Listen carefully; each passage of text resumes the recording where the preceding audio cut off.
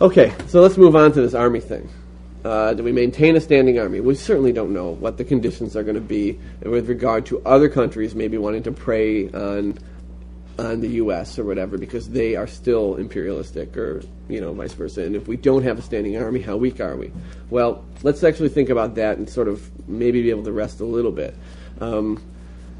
How easy would it be how easy is it for any country of any size to invade another country of even tiny size and take them over if the people in that country are absolutely resistant and have some access to arms and some ability to defend themselves?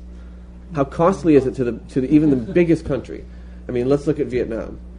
It was difficult to wage the war because of what was going on here in the United States. But my God, it was difficult to wage the war because the Viet Cong and the North Vietnamese army were kicking ass. They were really just not going to let it happen. Now we're talking about a country as large as the United States, with people who believe in their society maybe even more than the North Vietnamese and the Viet Cong believed in communism that was rising there. We built this society. We can really see that we built it. How difficult is it going to be? It's going to be very, very costly for anyone to try to do anything to us at that point. We are going to resist. Plus, we have just from the ecological standpoint, we have a vast variety of terrains and things like that.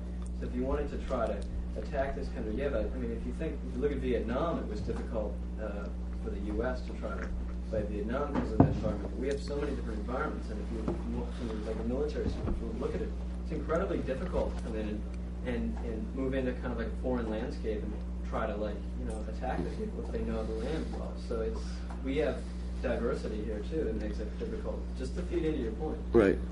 Would we dismantle existing? Oh, sorry. I was just going to point out that we, pretty much stole this land from the people that it belonged to, and they knew the land pretty fucking well. You know what I'm saying? I know that we were a lot more powerful than them, but I think that we should not, yeah.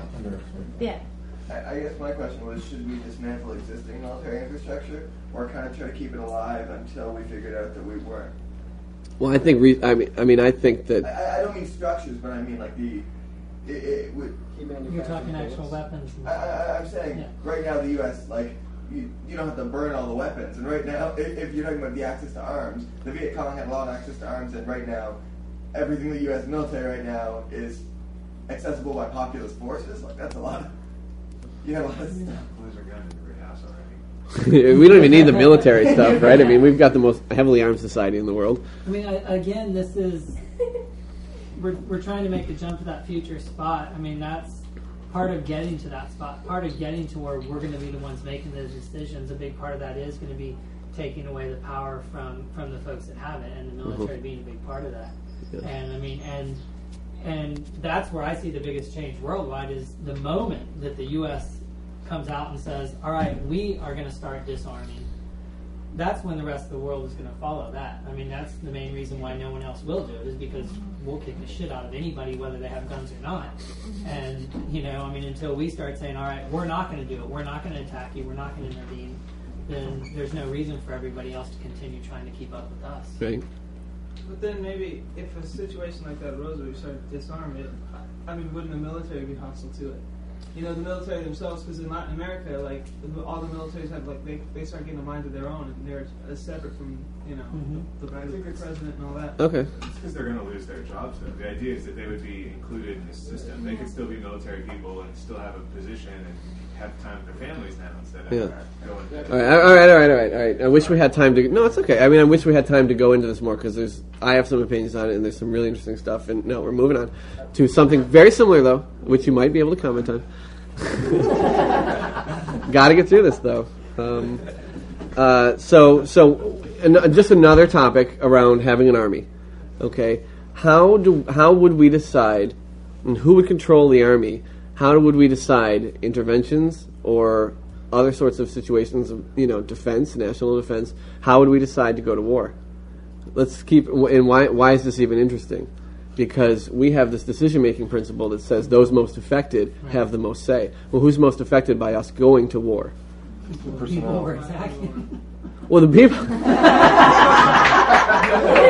people we're attacking, which is why, and including solidarity, which is why We have to have all these other means for deliberation before we would go to war. But if it gets to the brink of that, and now we're looking internally. Now we have no choice but to say we got to make a decision among the people that have a collective decision-making body. So our country, at the highest level of polity, we're all going to participate and say, or are we, and say we're going to send the people who we call our army to war.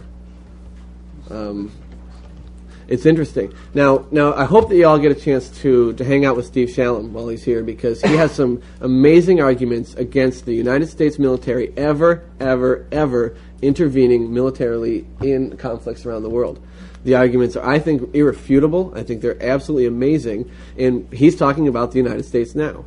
We're talking about North America or these revolutionary societies in the future. Is there a difference there? I'm not convinced that there is, for the reasons that we just talked about with, getting involved in other social movements, getting involved in this kind of support. Can we trust ourselves to make these decisions? I have trouble with that. Do you have trouble with that? Go ahead. I was just going to say that, I don't think, it's going to be this new society. I wouldn't keep, for example, any of the nuclear weapons. I hear that.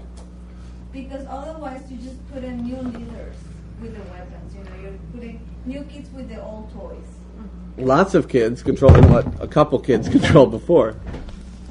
Yeah, but it's still those are dangerous toys. And the toys being the most important part of the factor in that case. It doesn't make a difference, if it was Ronald Reagan, the one that decided to drop a bomb, or if it was all the United States of America dropping the bomb. The bomb is still going to. That's right. That's right, and that's exactly how we need to look at interventions and other things. Is it always the case that just because we've gone through it again, we're assuming a lot of changes, and the people who are going to make the society are going to be different consciously. They're going to be, somewhat like the people in this room. Hopefully not identical, hopefully more diverse, et cetera, but mindsets as far as interventionism and things, we're going to assume they're going to be different. Can we trust that society to even allow itself to do this? Can we ever say, here's a decision that we can't ever make, even in the future? That's the other concern here. Can we ever say, we have a society that has a rule that no matter what the overwhelming opinion is 10 years from now, we're going to set a rule now that we can't go and attack another country or even supply troops? Tough decisions. Go ahead. I just want to say, as far as what John was going to say, I feel like as far as sending military to another society or even money to fund the military, there's one major issue of do we really know all the facts? And would we ever? And so I feel like in that situation, we could say, okay, well, if there's this uprising that, from what we know, we're sympathetic to, well, we can support them in lots of other ways besides sending them guns. And so I feel like that could be a way that we could work around it. Not saying we're just going to totally cut ourselves off from the rest of the world and things are happening and we want to support them, but let's look at how we're supporting them. And it's not like, soldiers don't need to eat or, their wives and children don't need, shelter and all that rest of it. So I feel like that could be a way we could get around it. Go ahead, Bruce. It's this new society. Why do we need an army at all? Right. I don't think we do. Maybe we don't. Power has been at war with existing structures that haven't had revolutions yet, so maybe in the far future we wouldn't need a military.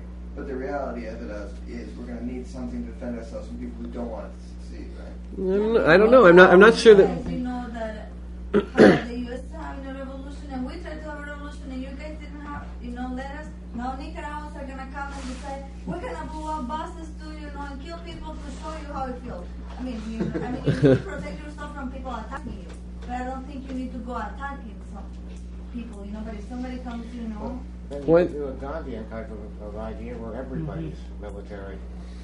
Everybody gets trained on defensive, sit downs. They come in and invade you or whatever. You just don't cooperate. You do total non-cooperation and so forth. Well, okay. Well, I think that the first thing they're raising is that maybe this discussion and how difficult it is for us to have, it's not going to get that much easier in the future, if at all, probably harder. Maybe this problem is simply going to have to conclude in us saying, well, is all this concern worth us having a military?